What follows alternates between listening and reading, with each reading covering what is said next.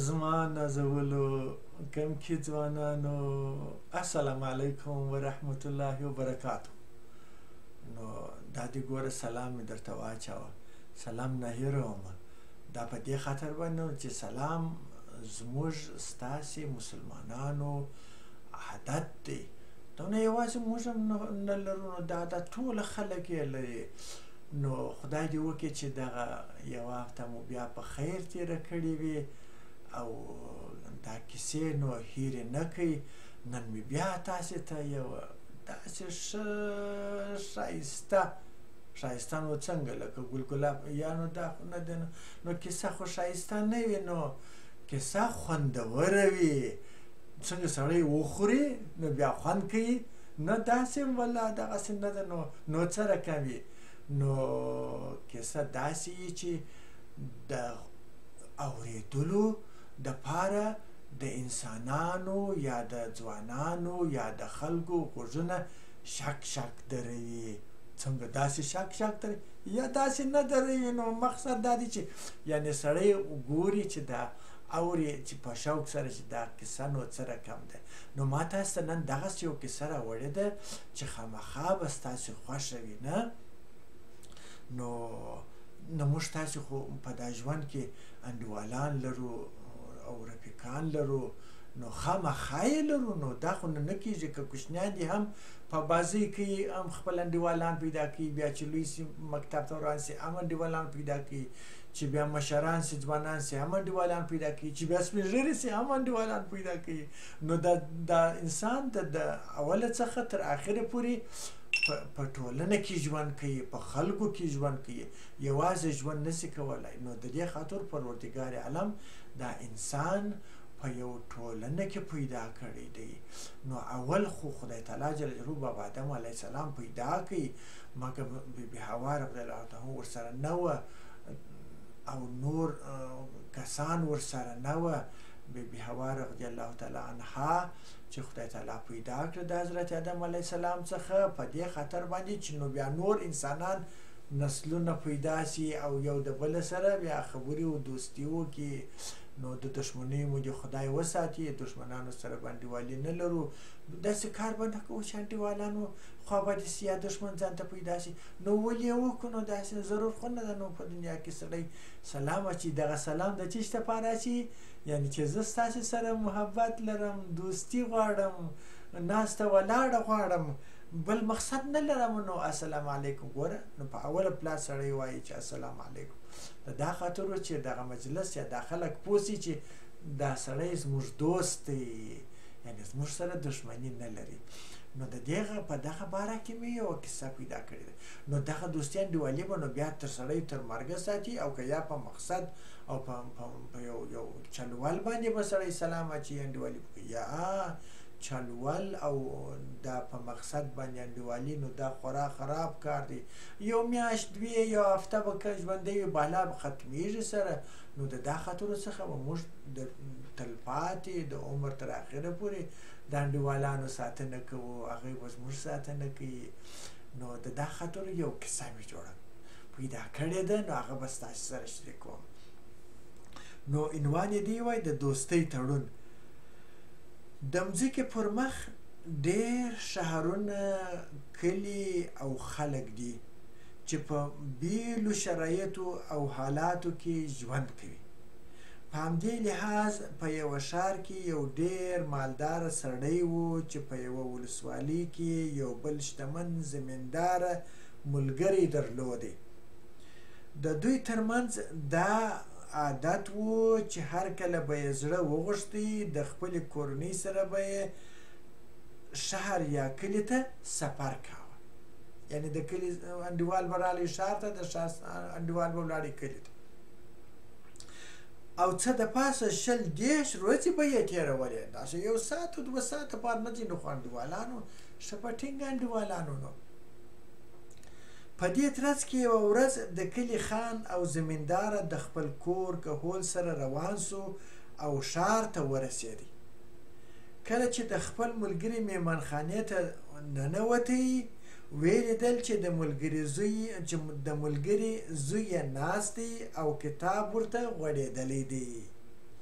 تر سلام دعا وروسته هلک ولاړی چې خپل پلار خبر کړي خو خپل کتاب یې په همدې میهمانخانه کې خلاص پرېښودی او خپله ولاړی.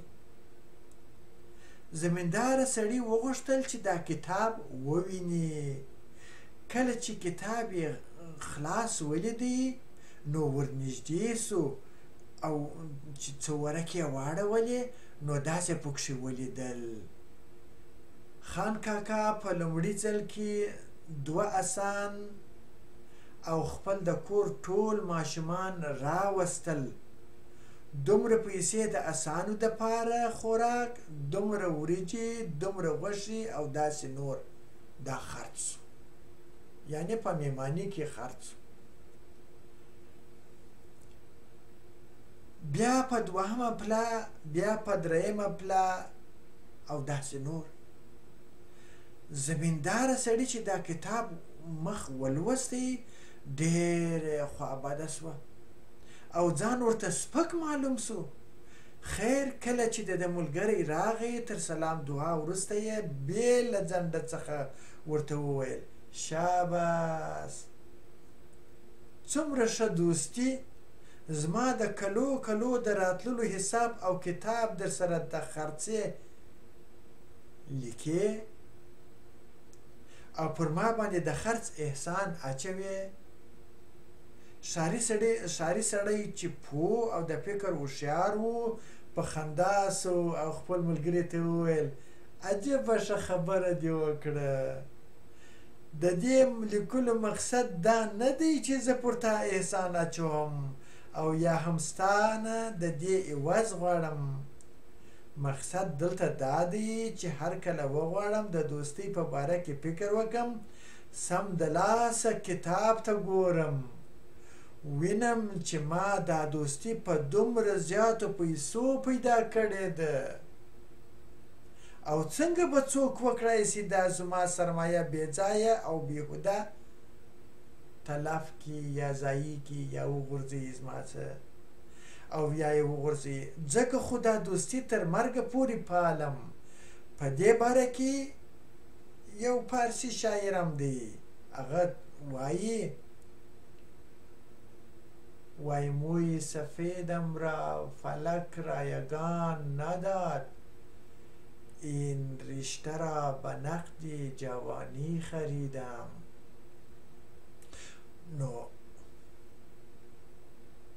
معنا یې داسې ده چې دغه زما د سر سپین ویښتان په موته نه دي سپین سوي، ما دغه سپین سوي وریښتان د خپل ژوند د عمر د تیرولو په بیه کې پیدا کړي دي.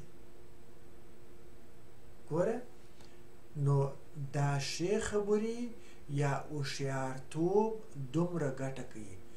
د کلي سړی چې راغی ښار ته نو د کلي د ښار سړي داسې نوشته کړي چې اول ځل کاکا راغی، خان راغی، 2م ځل راغی، 3م ځل راغی، 4 5 6 10 وره نو دونه یا 100 یا 1000 یا لک یا 2 لک یا دونه پیسې خرڅ شوې. مثلا ما په دې خان خرڅ کړې.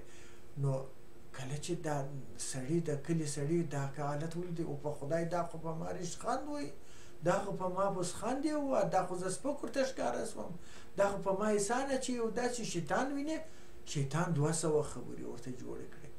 مګر نو ګوره هوښیار سړی دغه ته وایي دغه مکتب یا قرآن ویل دومره ګټه سړي ته رسوي چې دستي سړی د یو لوی کندې څخه راګرځوي.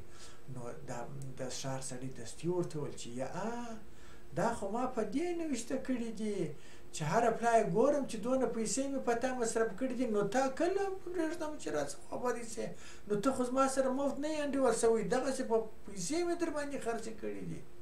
ګوره نو دا انډیوالي به یعنې تر مرګه پورې ساتمه.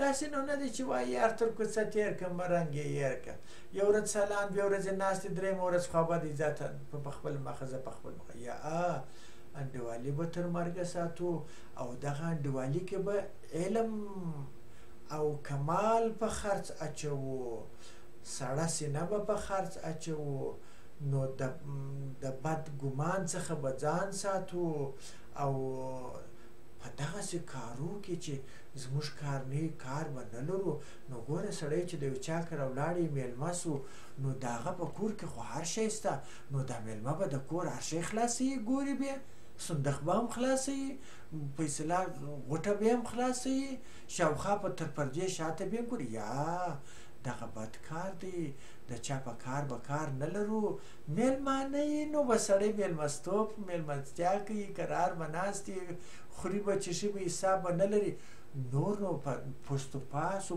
پلټنه و دارې دورې ګرځي دا به نو ښه کار نه دی ګوره موږ تاسې دوې درې خبرې په دې کې زده کړې یو به چې میلمانه سو په تاخچه و بخچه و دالانچه و بکس و پلانه و بسمدانه کې به نه ګرځو نه به پلټو چې دا چیز شته او بل دا چې بد ګمان به نه کوو وادي ورده نو خو د هر کور هر ځای بیل بیل خاصیتونه لري بیل بیل عادات لري نو ما ستاسې دپاره دغه کیسه داسې ښه جوړه کړې وه ځکه چې ما پیدا کړې وه نو ستاسې سره مې شریکه کړه خدای دې وکړي چې خوښه سوې مو او دغه کیسه په دغه پندونو کې په خپل ذهن کې وساتي چې مال غوږونه برک ساتي هغه نو د دا خطرو څخه چې دغسې بې اوري دا غوږونه به ورته راګرځوي چې بلې خواته دا کیسه ولاړه نه سي چې په مغز کې ننوځي د سړي نو بیا د انسان د ژوند لاره جوړیږي خدای دې زموږ ستاسې لارې د ایمان هم را جوړه کړي السلام علیکم په خدای دې سپارلي است تر بلې هفتې پورې